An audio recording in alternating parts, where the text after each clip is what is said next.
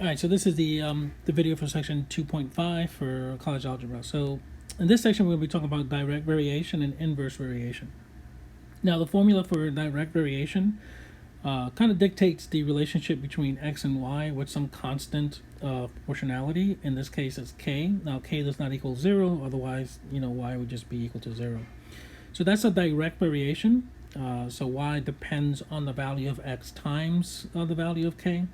Now, inverse variation is y is equal to k over x, or 1 over x times k.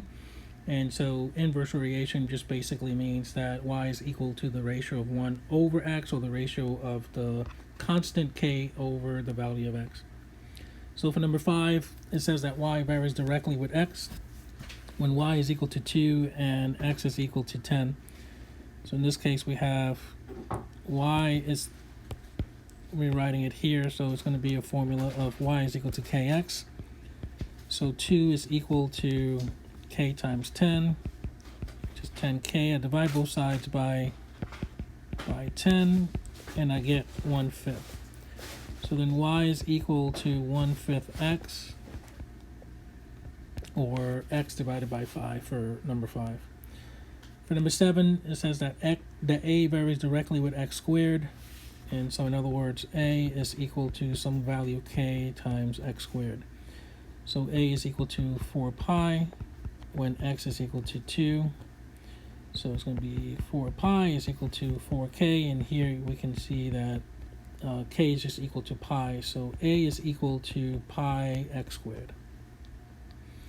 So number 11 is a little bit more involved. Basically, it says that z varies directly with the sum of the squares of x and y. Here's the formula. So then it's going to be it's going to be 5 is equal to some value k, the constant, times 3 squared plus 4 squared. It's going to be 9. Sorry, that square should be with the 4. Plus 16, so y is equal to 25k. Same thing we did before, so this is going to be number 11. So then the answer here is z is equal to 1/5 x squared plus y squared for number 11.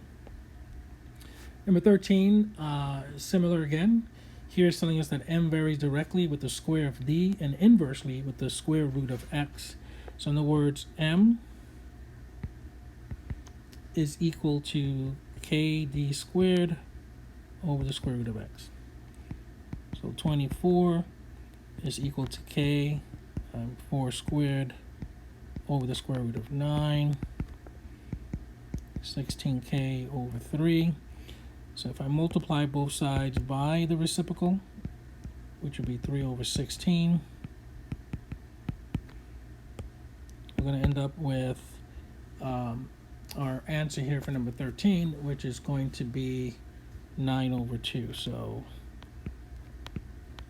9 over 2 is equal to k. And so m is equal to 9d squared over 2 square roots of x. And I'm going to leave 15 for extra credit for you guys. And that's the end of 2.5.